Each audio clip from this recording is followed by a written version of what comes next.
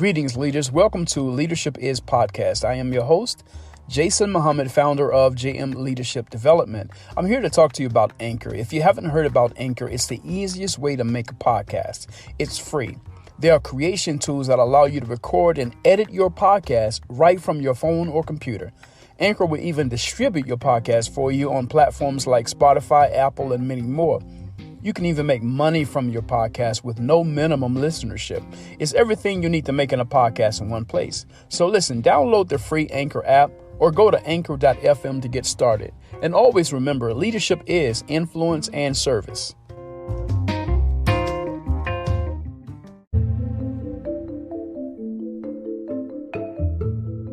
So when we self-label and we say, but I've gone to school and I have this much education. I've done this and I've worked in this career and I have this experience. When I've done this, this, and this, and this, and this, and it makes me more qualified and gives me more agency to speak over you, then we have conditions that can lead to predatory leadership.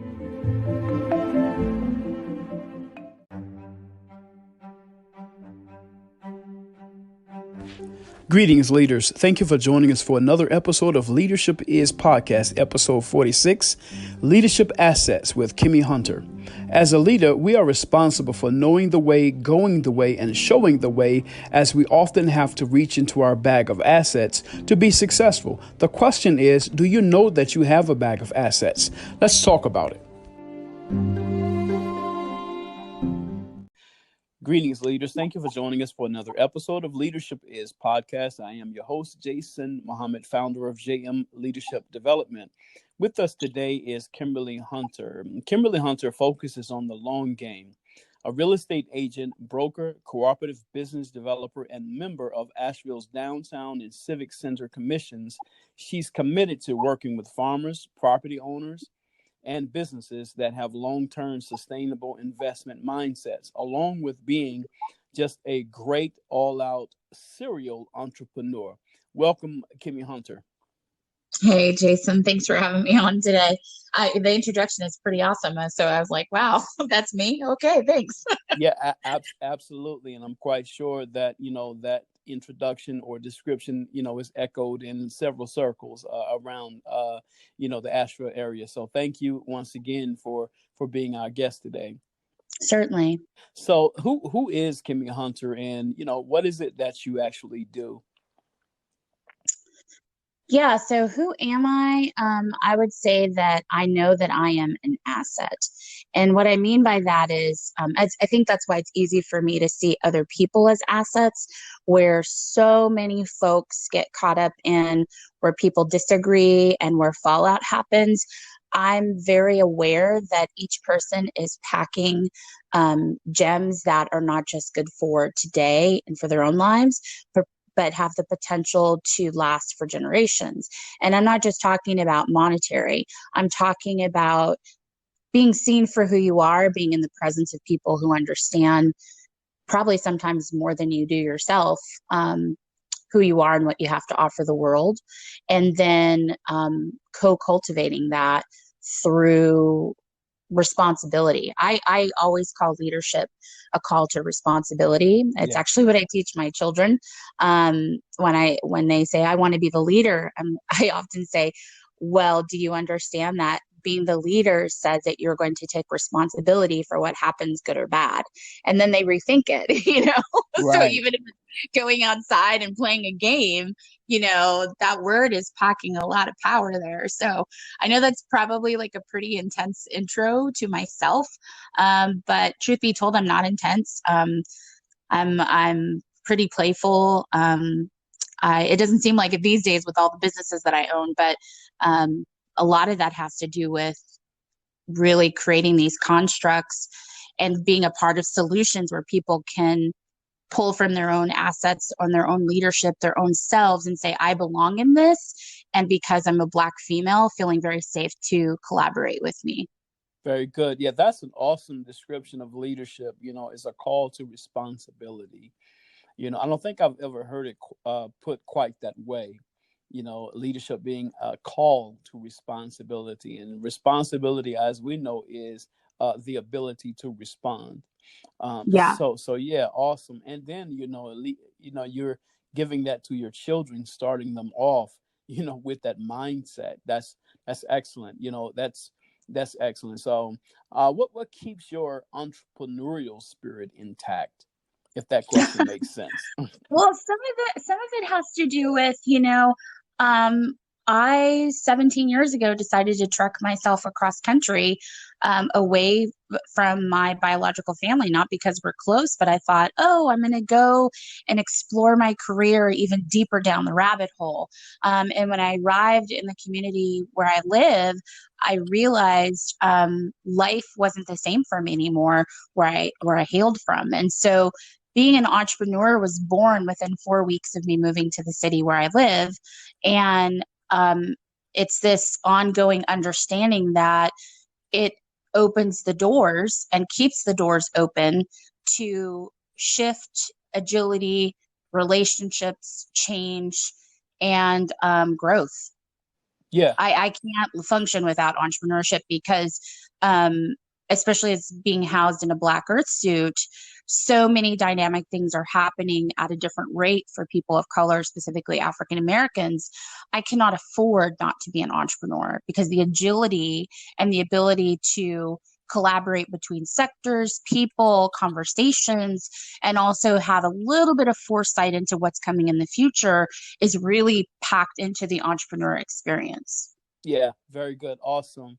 Awesome. Yeah, that reminds me of something that I went through with an experience of this ice house training, that it was about a couple of months or so ago, and it talked about that, the entrepreneurial spirit, and how it's born, really out of necessity, and yeah, so that's awesome, Kimmy. So, tell me something with your podcast that you do, and the Facebook lives that you do. You talk a lot about these leadership assets. So, what is the drive behind leadership assets? Like, what is leadership assets? Yeah, so a lot of people, and I think you do a great job. So I want to give you a shameless plug. When it comes to leadership, I think you're the person who really offers a framework for how people can enter into, stay into, and modify themselves within the leadership pathway. Mm, So that is not exactly what I do. So I want to honor your work and how you've really set the stage for that. thank In you. terms of leadership as an asset, where we enhance one another in terms of our work and how it's a little different, is I really kind of probe people at the very root level of what is it you're here to stand up for, into, and ride the wave of Mm, in terms of leadership. And mm. again, in the role of responsibility, you will find if we're friends, people in my friend circle, periodically, and when I mean periodically, it could be once a quarter at least, when someone's talking to me about a personal matter, business matter, whatever, I might say, well, where's your responsibility in the matter? And if someone is abdicating responsibility, which you will hear me say often, then that's where I feel like, okay, that you need to tool up or you need to relinquish what you said you were packing for that role of leadership. So the asset piece is really understanding where you're able to multiply effortlessly, right? If there's strain and struggle, it's kind of like if you look at taking care of your own household, sometimes it's easier for people to see it this way. When you take care of your own household, as long as you have your own bills paid on time, you've got some savings 6 months to a year in the bank, and you've got something towards college, retirement, or something else, that's the general circle of like taking care of your own household.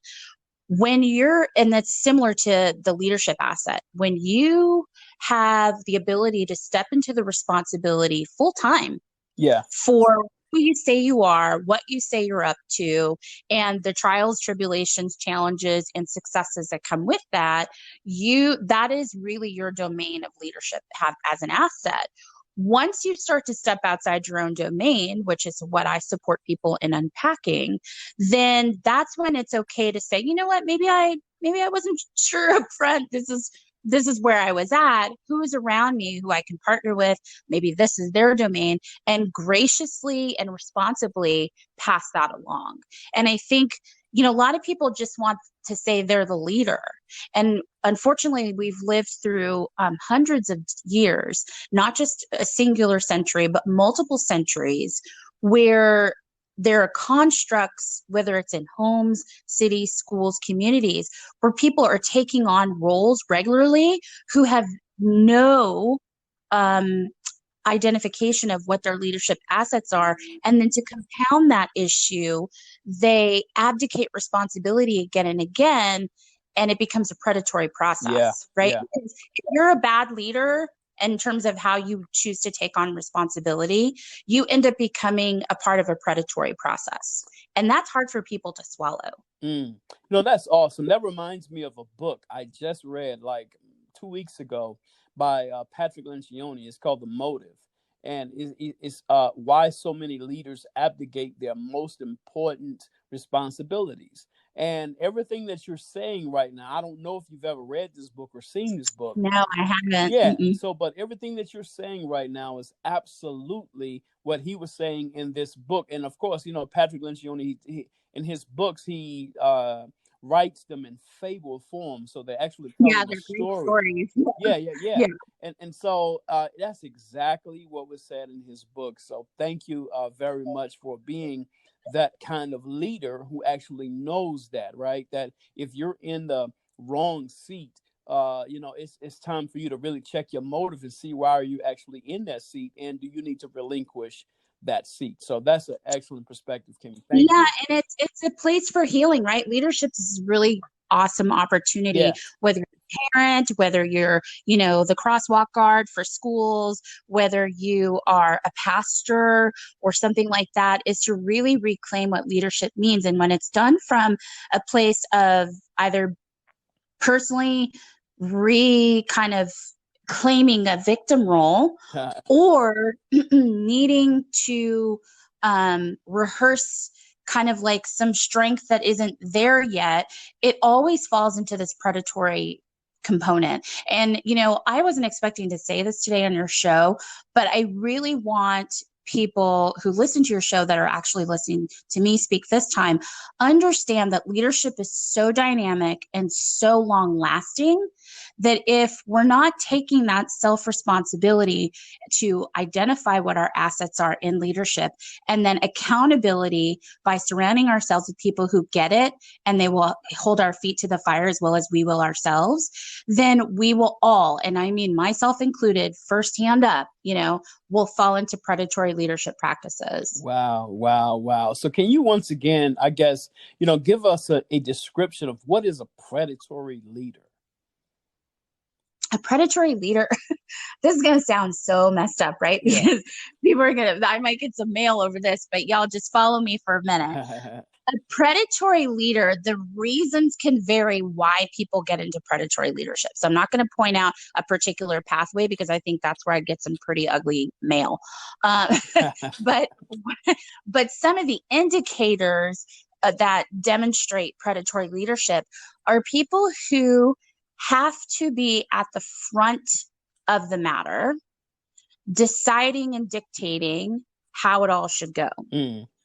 So whether that's in a staff meeting, whether that is in a community situation, whether it's in a church, whether it's in a home, we all can fall into a predatory. So I'm going to give you a good example of myself, right?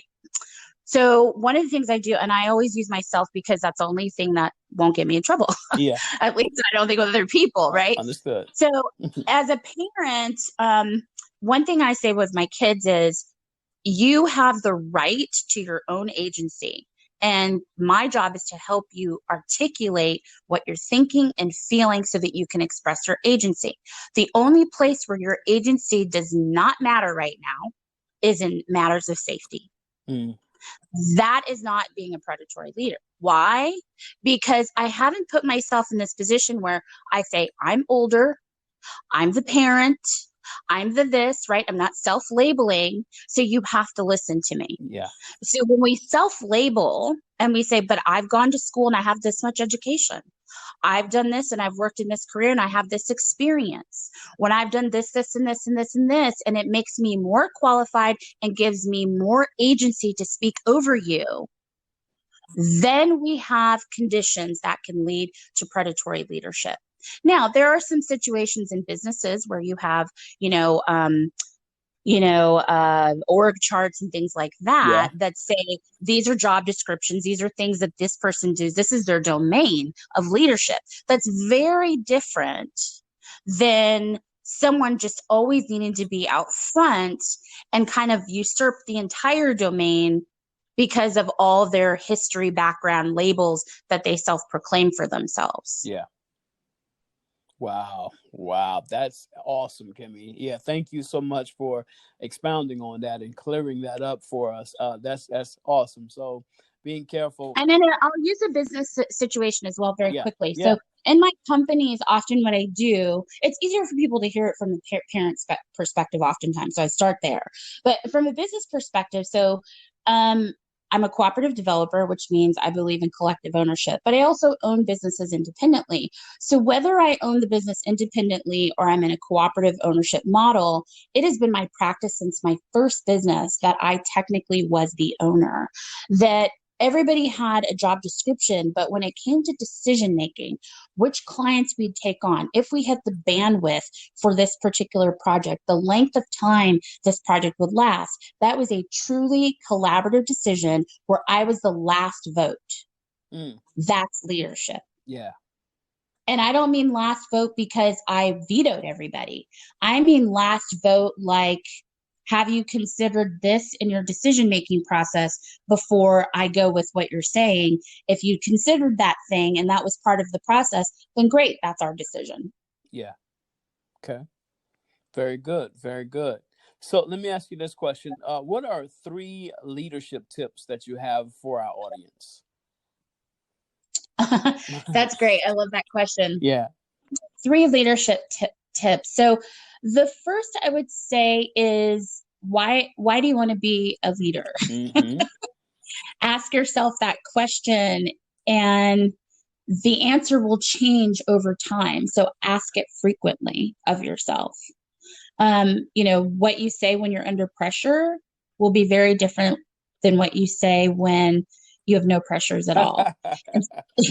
Right? Absolutely. Especially when it comes to entrepreneurship. So many people say they want to be in business for themselves, at least at minimum, because they're tired of working for somebody else and how they treat them. But what that pressure of that answer of leadership is very different when they haven't taken a paycheck for 6 months, have paid their staff alone, and they're facing, 5 red notices for their mortgage. So it's really important to ask the question and ask it frequently. Yeah. I'd say the next tip is take a step back from being responsible periodically. I think when you mentioned something earlier when you introduced me, I'm a long haul girl. And if you think about a marathon, or we all lived 90 or 100 years, could you really run at the same pace for that whole 100 years? Great question. Absolutely Yeah. not. No, I couldn't for sure. And I don't know about other people, maybe they could. But my point in just saying that is, if you're really thinking about the long haul, I like to call the long haul in short terms 10 years, a decennium. In 10 years, if you ran at the same pace, would there be anything left of you, your leadership model, your good attitude or bad attitude at the end of that decade? Good chances are you'd be ravaged in some way. So, No doubt. there you No go. doubt. Yeah. Yeah. No doubt. Yeah. And then the third one, in terms of leadership as an asset, who have you surrounded yourself with that just gets you? It's really tough. And I don't mean in an insular way that's a your yes person or that's always encouraging and has the perfect word to say, but someone who really sees you for you, the good, the bad, the ugly, and you allow them to speak all the things to you. Okay. Very good. For leaders, Yeah. oftentimes they want to surround themselves with people who get, when you're in a CEO group or people use masterminds or whatever, a lot of times you're discussing and hashing out the same problems and just giving solutions based on what the other person did. But do those other CEOs in that room know your actual weaknesses and what the thing you're struggling with and how it's impacting you and the people that you work with? Probably not. So it's really critical that you have a 360-degree evaluation that comes from people you trust, so they can actually help you in identifying where your asset is breaking down, where it's overstretched, where the portfolio is running thin, where you're not getting a return in that leadership asset. Yeah. And so you can retool and regroup. Yes, ma'am. Very good. Very good. Very good. And was that one, surrounding yourself with people who really see you for who you are, was that like your third tip, leadership That's tip? the third one. Yeah. Excellent perspective. That's awesome there. Like, you really do need that person that's gonna, that's awesome. That's gonna be honest with you, and not just a yes person, but not always a negative, I can't see where you're going person either.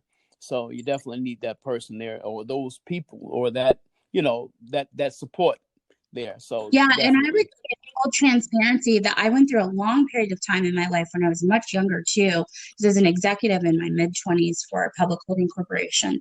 And I didn't let people see me. I had one friend in my life who saw a lot of who I was, but they lived far away.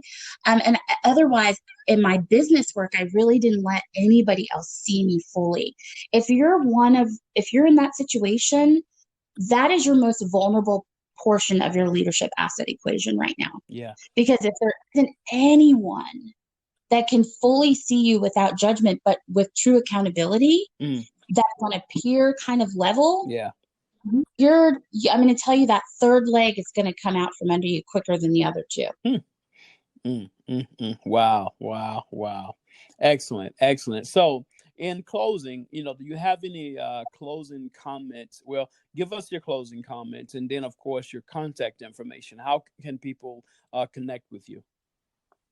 Yeah, so thank you. So my closing comments aren't about me as much as they are about the people listening, and also you, Jason. If you're listening to this podcast, you found a home that is really going to enrich your life, right?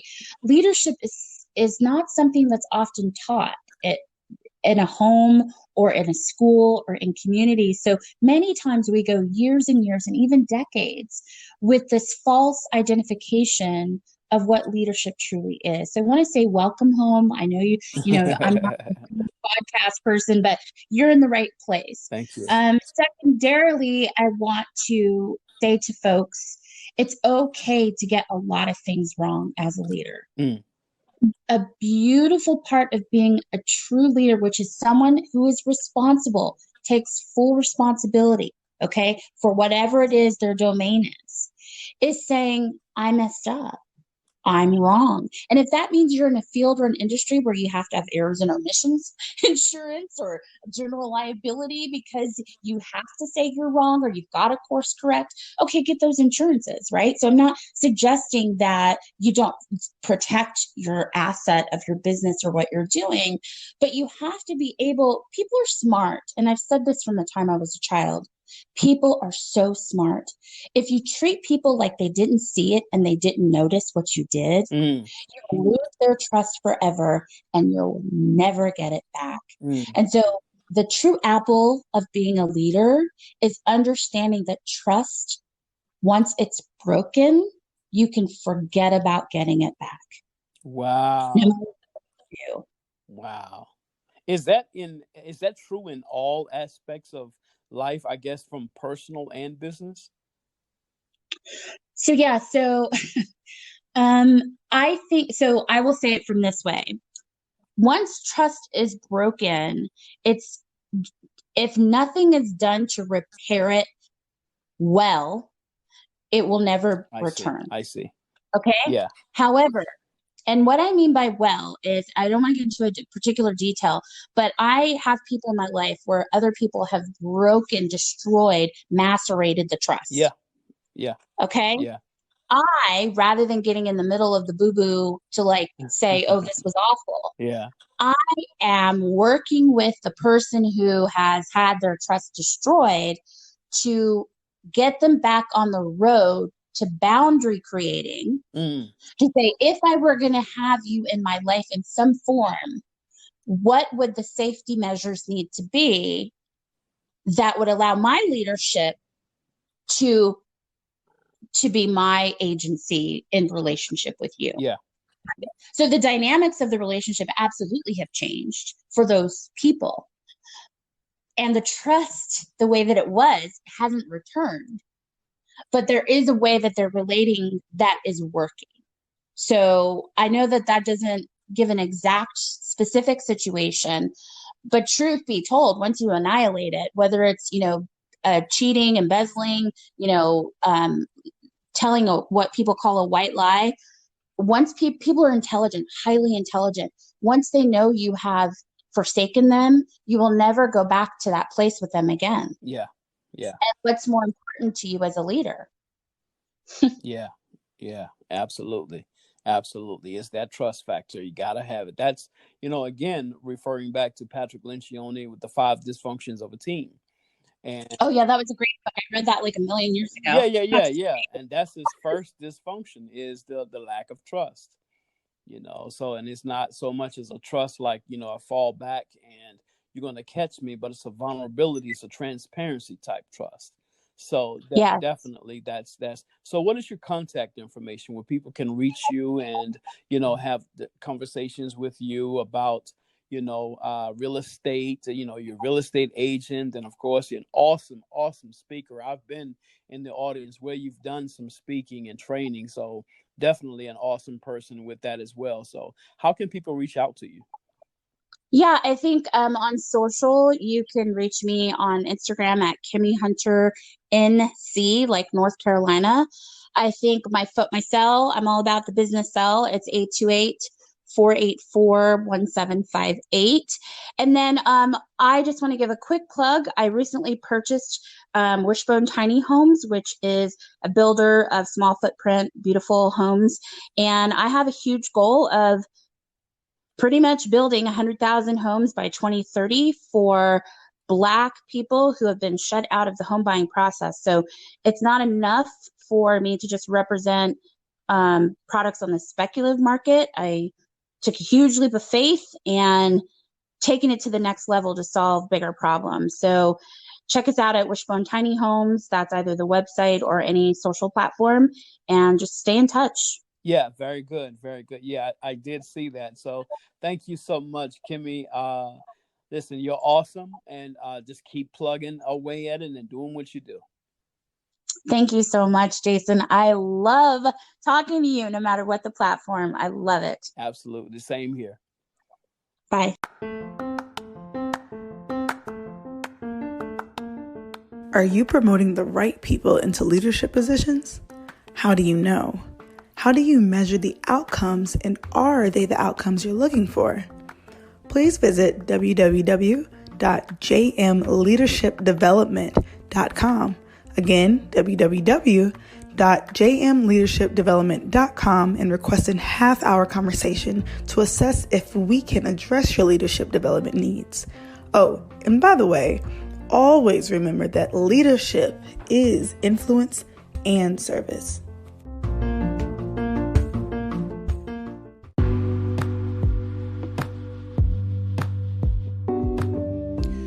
Greetings, leaders. Thank you so much for enjoying another episode of Leadership Is Podcast.